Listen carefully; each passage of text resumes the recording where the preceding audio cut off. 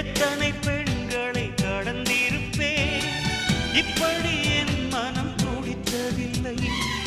இமைகள் இரண்டையும் திருடிக் கொண்டு உறங்கச் சொல்வதில் நியாயமில்லை.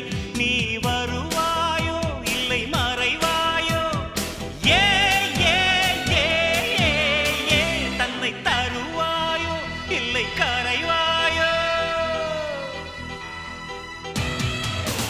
உன்னை பார்த்த பின்பு நானாக இல்லையே.